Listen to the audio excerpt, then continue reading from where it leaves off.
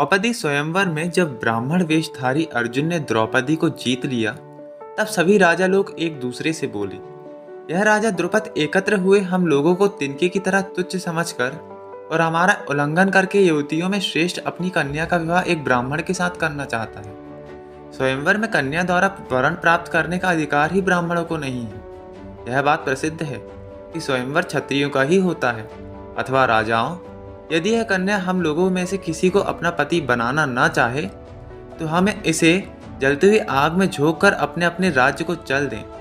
द्रुपद को तो हम इसलिए दंड देना चाहते हैं कि हमारा अपमान ना हो, हमारे धर्म की रक्षा हो और दूसरे स्वयंवरों की ऐसी दुर्गति ना हो। नमस्कार, मेरा नाम है अजय। यह है ज्ञान का चक्र और आप सभी देख रहे हैं सप्त चक्र। उन बहुत से राजाओं को क्रोध में भरकर धनुष लिए आते देख द्रुपद अत्यंत भयभीत हो ब्राह्मणों की शरण में गए। तब महाबली भीमसेन ने गजराज की भांति अपने दोनों हाथों से वृक्ष को उखाड़ लिया और उसी वृक्ष को हाथ में लेकर भयंकर दंड उठाए दंडधारी यमराज की भांति पुरुषोत्तम अर्जुन के समीप खड़े हो गए। अर्जुन अपने भाई भीमसेन के इस अद्भुत कार्य को देखकर चकित हो उठे और भय छोड़कर धनुष हाथ में लिए युद्ध के लिए डट गए। तब भगवान श्री कृष्ण ने अपने बड़े भाई श्री बलराम जी से कहा, ये दोनों वीर अर्जुन और भीमसेन ही हैं। पांडव लाक्षागृह से बच निकले थे। भैया, आपको घबराना नहीं चाहिए। यदि बहुत से देवता और असुर एकत्र हो जाएं, तो भी भीम के छोटे भाई कुंती कुमार अर्जुन उन सबके साथ अकेले ही युद्ध करने में समर्थ हैं। फिर इन मानव भूपालों पर विजय पाना कौन बड़ी बात है। यदि सव्यसाची अर्जुन हमारी सहायता लेना चाहेंगे तो हम इसके लिए प्रयत्न करेंगे। वीरवर, मेरा विश्वास है कि पांडुपुत्र अर्जुन की पराजय नहीं हो सकती। तब बलराम जी ने श्री कृष्ण से कहा, भैया, कुरुकुल के श्रेष्ठ वीर पांडवों सहित अपनी बुआ कुंती को लाक्षागृह से बची हुई देखकर मुझे बड़ी प्रसन्नता हुई है। ब्राह्मणों ने अर्जुन से कहा, तुम डरना नहीं, हम सब लोग तुम्हारी ओर से शत्रुओं के साथ युद्ध करेंगे। उन ब्राह्मणों से अर्जुन ने हंसते हुए से कहा, आप लोग दर्शक होकर बगल में चुपचाप खड़े रहें। मैं अकेला ही सीधी नोक वाले सैकड़ों बाणों की वर्षा करके क्रोध में भरे हुए इन शत्रुओं को उसी प्रकार रोक दूंगा जैसे मंत्रज्ञ लोग अपने मंत्रों के बल से विषैले सर्प को कुंठित कर देते हैं। यूं कहकर महाबली अर्जुन ने उसी स्वयंवर में लक्ष्य भेद के लिए प्राप्त हुए धनुष को झुकाकर उसमें प्रत्यंचा चढ़ा दी और उसे हाथ में लेकर भाई भीमसेन के साथ पर्वत के समान अविचल भाव से खड़े हो गए। तब वे दोनों भाई कर्ण आदि शत्रुओं पर टूट पड़े। तब युद्ध के लिए उन्मत्त उन राजाओं ने कठोर स्वर में यह बातें कहीं। युद्ध की इच्छा वाले ब्राह्मण का भी रणभूमि में वध शास्त्रानुकूल देखा गया है। यूं कहकर वे राजा लोग सहसा ब्राह्मणों की ओर दौड़े। महातेजस्वी कर्ण अर्जुन की ओर युद्ध के लिए बढ़ा। महाबली मद्राज शल्य भीमसेन से जा भिड़े। तब तेजस्वी अर्जुन ने अपने धनुष को जोर से खींचकर अपनी ओर वेग से आते हुए शूरपुत्र कर्ण को कई तीक्ष्ण बाण मारे। उन दुस्साह तेज वाले तीखे बाणों के वेगपूर्वक आघात से राधानंदन कर्ण को मूर्छा आने लगी। वह बड़ी कठिनाई से अर्जुन की ओर बढ़ा। यहाँ पर मैं एक बात आपको बता दूं कि इसमें साफ वर्णन है कि कवच के होने के बाद भी कर्ण पराजित हो सकता था, उसे घायल भी किया जा सकता था।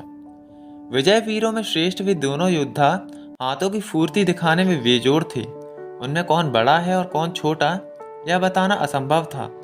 दोनों ही एक दूसरे को जीतने की इच्छा रखकर बड़े क्रोध से लड़ रहे थे। देखो, तुमने जिस अस्त्र का प्रयोग किया था उसे रोकने के लिए मैंने यह अस्त्र चलाया है। देख लो मेरी भुजाओं का बल। इस प्रकार शौर्य सूचक वचनों द्वारा वे आपस में बातें भी करते जाते थे।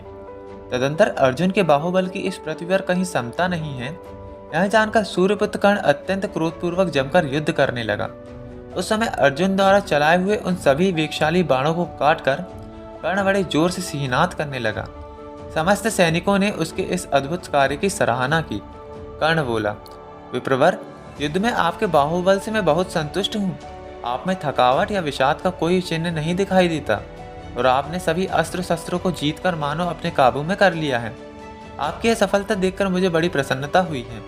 विप्र शिरोमणि, आप मूर्तिमान धनुर्वेद हैं या परशुराम, अथवा आप स्वयं इंद्र या अपनी महिमा से कभी च्युत न होने वाले साक्षात भगवान विष्णु हैं। अब मैं यहाँ पर सीधे कह दूँ कि वो अर्जुन की तुलना यहाँ पर परशुराम और भगवान श्री हरि विष्णु से कर रहे हैं। मैं समझता हूँ आप इन्हीं में से कोई हैं और अपने स्वरूप को छिपाने के लिए ब्राह्मण वेश धारण करके बाहुबल का आश्रय ले मेरे साथ युद्ध कर रहे हैं। क्योंकि युद्ध में मेरे कुपित होने पर साक्षात सचिपति इंद्र अथवा किरीटधारी पांडुनंदन अर्जुन के अतिरिक्त दूसरा कोई मेरा सामना नहीं कर सकता। कर्ण के ऐसा कहने पर अर्जुन ने उसे इस प्रकार उत्तर दिया, कर्ण, ना तो मैं धनुर्वेद हूँ, ना ही प्रतापी परशुराम। मैं तो संपूर्ण शस्त्रधारियों में उत्तम और योद्धाओं में श्रेष्ठ एक ब्राह्मण हूँ। गुरु का उपदेश पाकर ब्रह्मास्त्र तथा इंद्रास्त्र दोनों में पारंगत हो गया हूँ। वीर, आज मैं तुम्हें युद्ध में जीतने के लिए खड़ा हूँ। तुम भी स्थिरतापूर्वक खड़े रहो। अर्जुन की यह बात सुनकर महारथी कर्ण ब्रह्म तेज को अजय मानता हुआ उस समय युद्ध छोड़कर हट गया।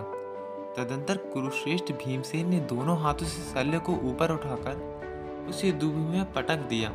यह देख ब्राह्मण लोग हंसने लगे। कुरुश्रेष्ठ बलवान भीमसेन ने एक आश्चर्य की बात यह की कि महाबली शल्य को पृथ्वी पर पटक कर भी मार नहीं डाला। भीमसेन का वह अद्भुत कार्य देखकर भगवान श्री कृष्ण ने यह सोचते हुए कि दोनों भाई कुंती कुमार भीमसेन और अर्जुन ही हैं, उन सब राजाओं को यह समझाकर कि इन्होंने धर्मपूर्वक द्रौपदी को प्राप्त किया है, अनुनय पूर्वक युद्ध से रोका। इस प्रकार श्री कृष्ण के समझाने से वे सभी युद्ध कुशल श्रेष्ठ नरेश युद्ध से निवृत्त हो गए और विस्मित होकर अपने अपने डेरों को चले गए।